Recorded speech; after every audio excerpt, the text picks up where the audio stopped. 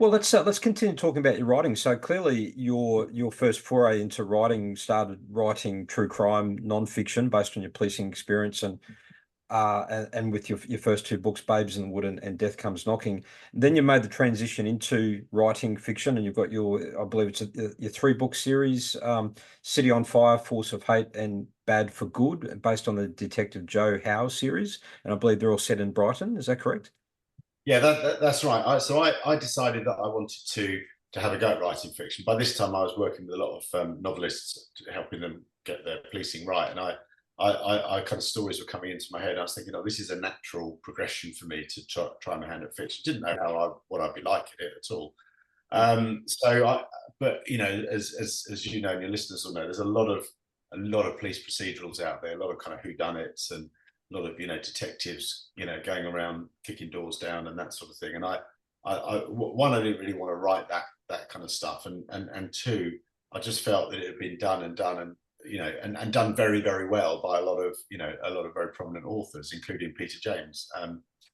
So I decided that I was very fortunate. My last job in the police was as the divisional police commander for Brighton and Hove. So Brighton and Hove's a city of about I can't remember how many people live in Brighton and Hove now, about 600. A really diverse city, really kind of dynamic, almost they call it London by the Sea. And my job was obviously running the policing for that. But it was, there were so many external influences on me, political influences, commercial influences, my boss, my kind of line management bosses, the nature of the city, being what was the drugs death capital of the UK and, one of the crime hotspots of the South Coast.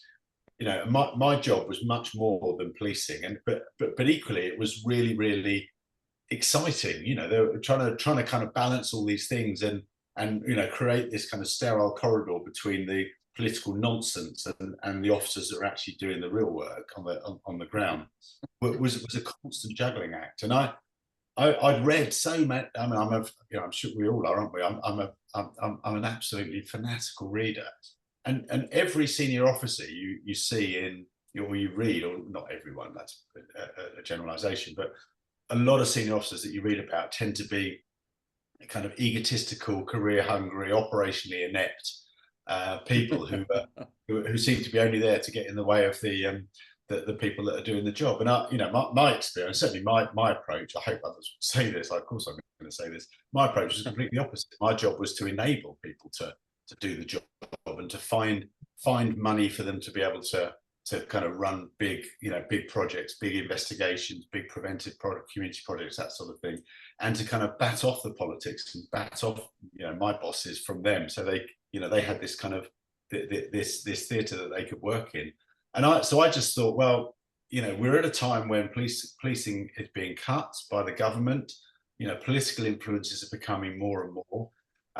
The accountability through social media and through the press was just going through the roof. I just thought, what a fabulous kind of cocktail of grief to put on a very senior officer in Brighton and Hove to show actually what that role actually entails. And I've been, a lot of people who've certainly read all three books absolutely love Joe Howe, who's the divisional commander, but don't like me so much now because I'm too nasty to her, all the stuff I throw at her. But I just, that was my life, so she can have some. And how did you balance that tightrope around? So you've set this fictional superintendent working within a real police department, and in terms of how that was received by people who are still within the police department. I guess there's a lot of books out there where it's based on the NYPD and these massive police departments, and the fictional stories, the authors can kind of get away with that because they're such massive police departments. What was the response for you, where you haven't fictionalized the police department, you've got a fictional police officer working within a real police department? Was there any blowback or any favorable comments? What was the feedback? That was definitely a risk, and certainly Sussex is not as big as NYPD, so it's harder to hide this sort of stuff. One thing that happened while it took me a long time to choose Joe Howe's name, because I wanted it to be I wanted to be quite a powerful name, but also a very feminine name because she's obviously a woman, and I wanted to have that. I wanted to have that power and the feminism as well. And then, who would have believed it? They went and appointed a chief constable called Joe Shiner. So then everyone's going, "Oh, I know who that is." That was not at all. But no, I mean, I've not had any kickback at all from people within the organisation or the organisation itself. And I'm quite brutally frank, in my fiction about what the warts and all kind of policing. So there's corruption in there. There's misogynism. Not a lot. They're not kind of misogynistic sort of tales or anything like that, but there are all these things that that it's the warts and all that I say. But I think people's view is that I'm fair, that I've been fair.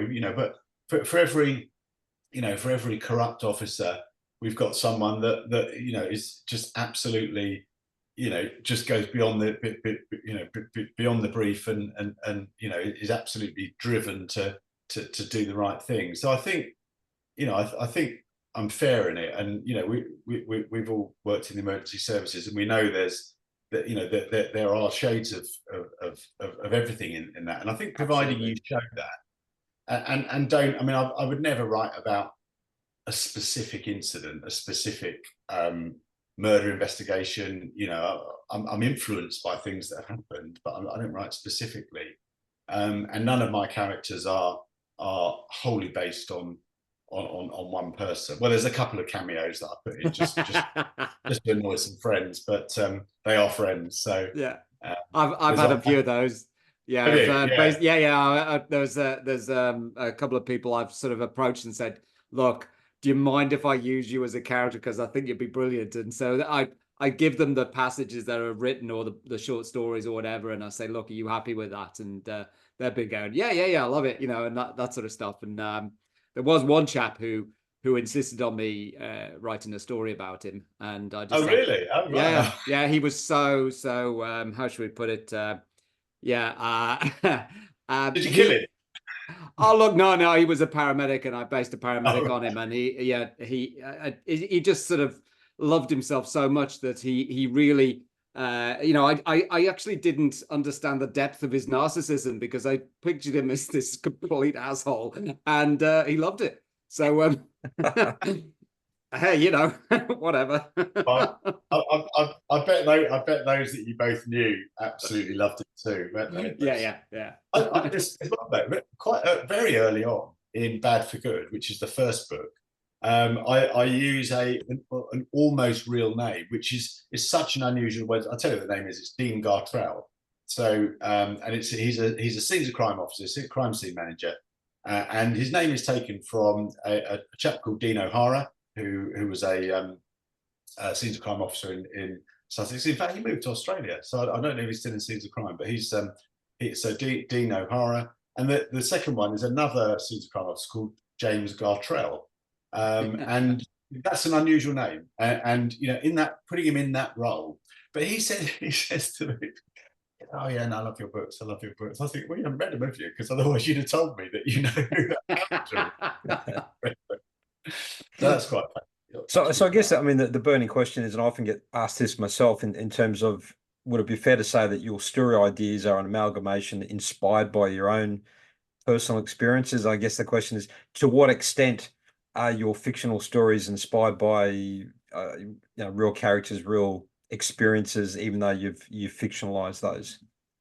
Yeah, I mean, certainly my themes are probably closer to the truth. With my theme, so the theme of Bad for Good is what happens when policing cuts are so severe that vigilantism takes over. That was kind of, I conceived that around when the cuts really started to bite. So that's a real theme, but I kind of stretched it. So that's my starting point. Force of Hate was about a neo-Nazi council taking over the city. Not likely to happen in somewhere like Brighton, but certainly could worldwide, and does happen worldwide. City on Fire is probably closer to reality in that it's about a drugs initiative, a drugs reduction initiative that Joe Howe undertakes to try and to basically she's almost decriminalising drugs, putting drug users into treatment, and then not vigilantes, big pharmaceutical companies object to that because they need the drugs market to sustain the substitute drugs. So I take those themes, I take kind of real kind of social policing issues and stretch them. The actual incidents themselves, I think I can honestly say that my experiences trigger them, but not. I mean, I've got fire bombings in them. I've got people being snatched off the street and having their Harry like this one, having their Achilles tendon sliced and before being taken off to a vigilante prison. Yeah. But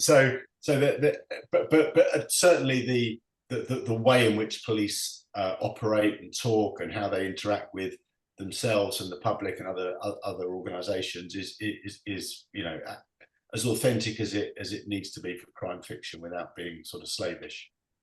So now that you've experienced both writing non-fiction and fiction, and have you got to a point where you can, we all suffer from imposter syndrome in terms of at what point can I call myself a writer? Do you now lean towards calling yourself a fiction writer? Is that where you want to head? Yeah, I mean that imposter syndrome, you're absolutely on the money with that. I mean,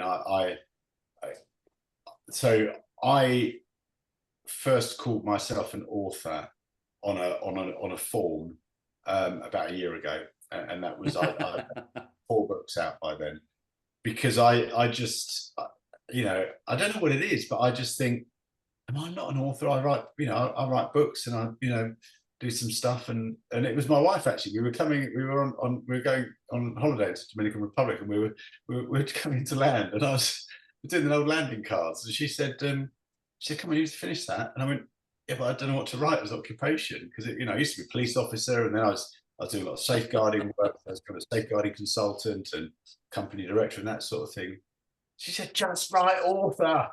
Just write author. So now I do call myself an author, but I still don't believe it. I mean, I was at a crime festival at over the weekend, Capital Crime in London, and there's so many far more experienced authors, more successful authors than me, still struggle with the title, and also this kind of my next book's going to find me out sort of notion.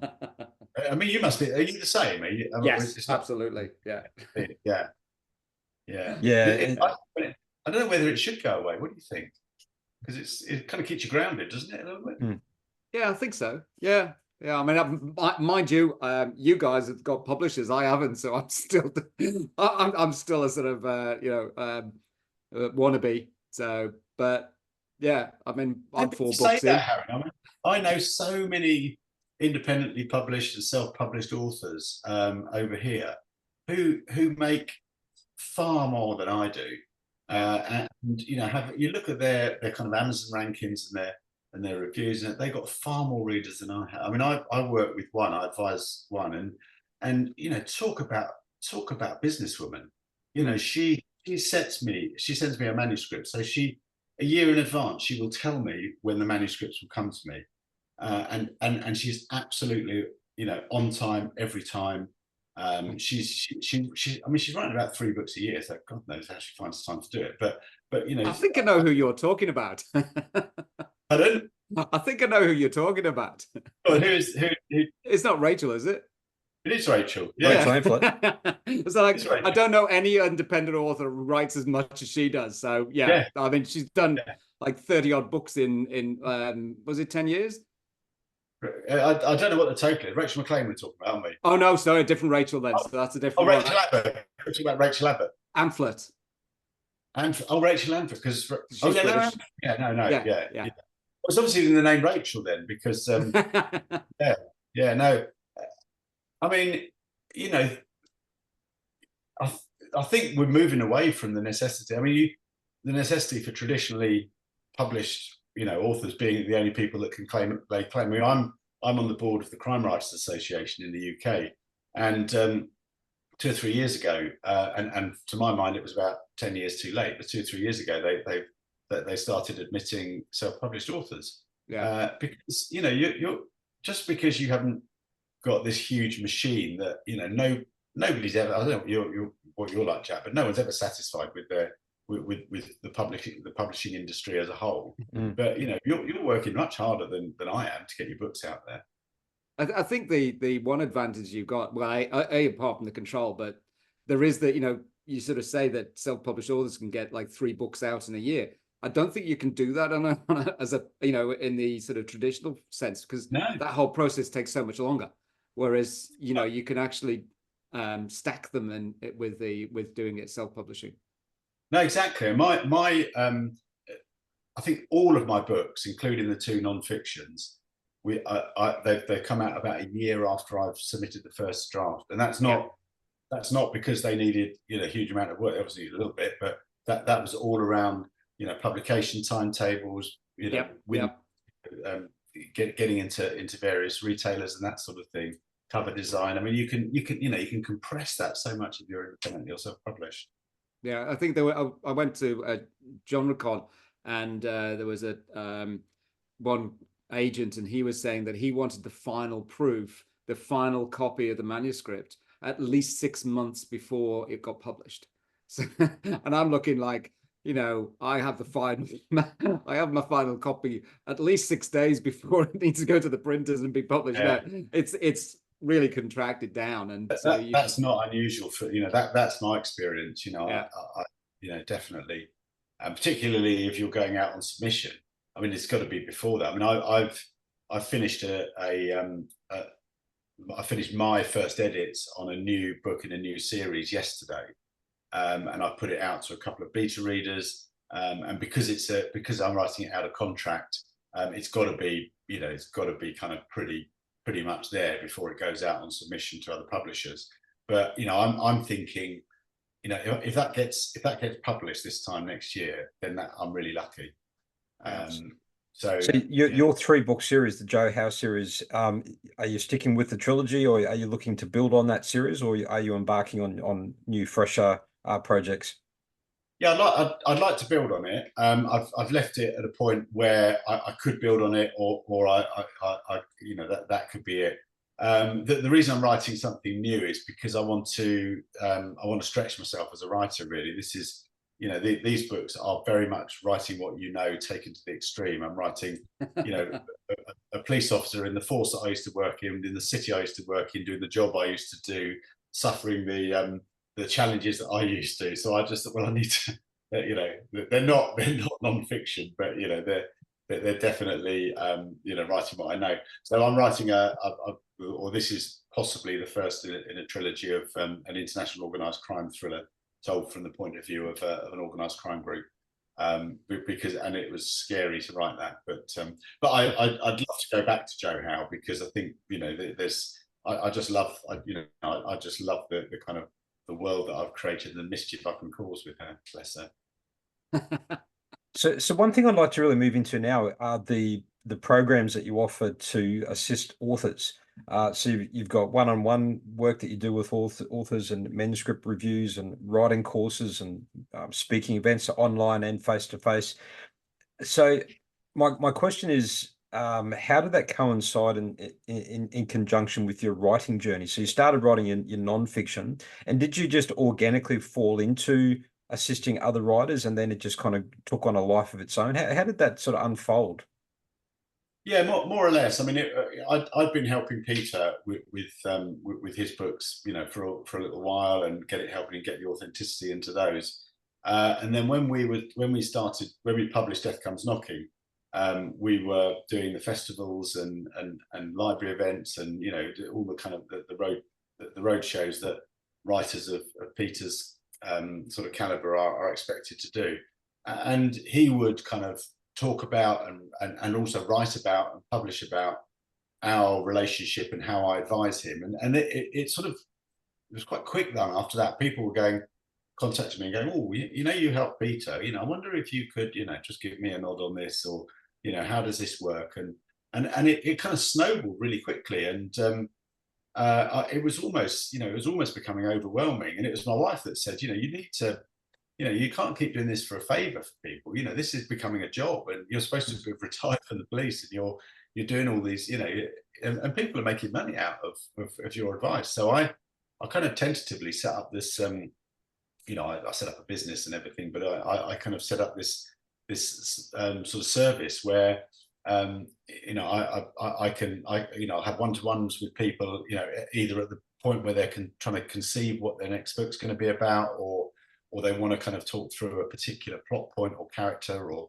whatever. I'll read and review full or part manuscripts. I'll, you know, take a series of questions over, you know, over email or whatever, and you know, so and I work with about 150, 170 authors over the time, not all the time.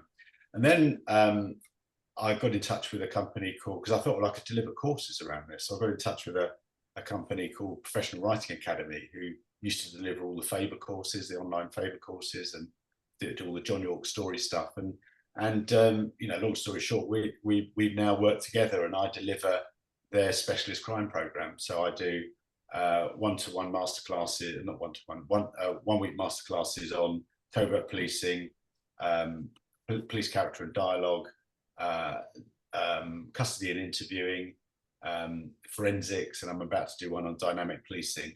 And I run a 4-week writing course as well, where they start with a murder, and they kind of then build up to a final piece, assessed piece that I mark. And yeah, as you say, I talk at festivals and do the Jericho Writers Festival in a few weeks' time, and run, I mean, this event that I did at Capital Crime, which is London's crime festival. I put on a mock trial, two-hour mock trial, where we had a murder of a bookseller in his shop, who was actually based on my agent and the festival organizer, who was also a bookseller. So we had him murdered, and then we ran a trial with crime writers who are real barristers, and a real judge who's a crime writer. We had them all in their robes and gowns and robes and wigs and everything, and it was just, I mean, quite a lot of overacting, if I'm honest. You know, quite a lot of ham going on there, but it went really well. But that was to sort of show people how, you know, what a trial is like. Because not many people know that. Mm. I did.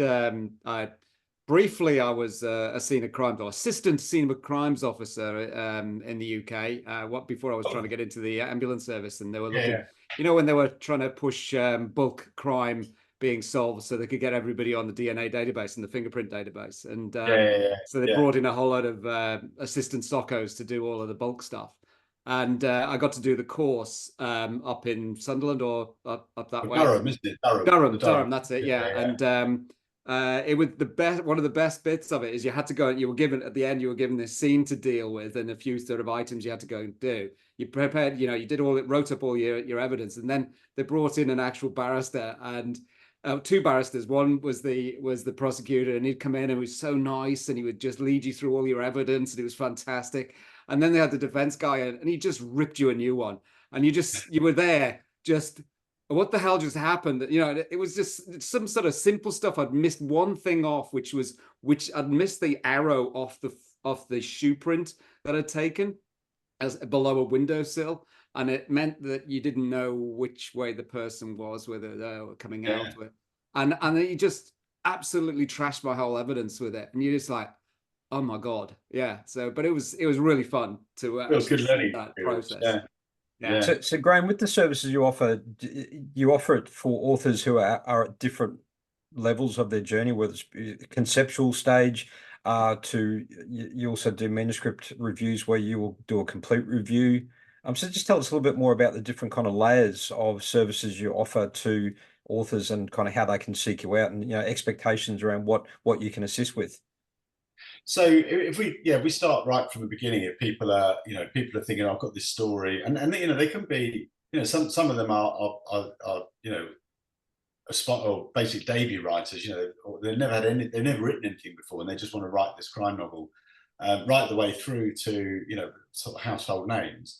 But they'll come and they go, I've got this story, and the best way to kind of approach that is through a Zoom call, because so we'll have a Zoom call, and I go, okay, tell me what you want to happen. And where I try to differ from other advisors, and, you know, I know you do the same, Jack and Harry, you kind of, you do some stuff with me as well. You're on my database, but what I try to do is apply my technical knowledge and my storytelling knowledge in one. So it's not a case of, right, okay, I need this woman to be found in a wood with a head stoved in, and there be 5 suspects. One of them is the mayor. One of them is a homeless person. Something like that. What would happen? And my first question is always, well, what do you want to happen? Where do you want this to go? Because I can tell you what would, I can tell you how that would be investigated. That would be fairly straightforward. But the mayor would get off. Exactly. Yeah. Sorry, he'll be the homeless guy. No, exactly.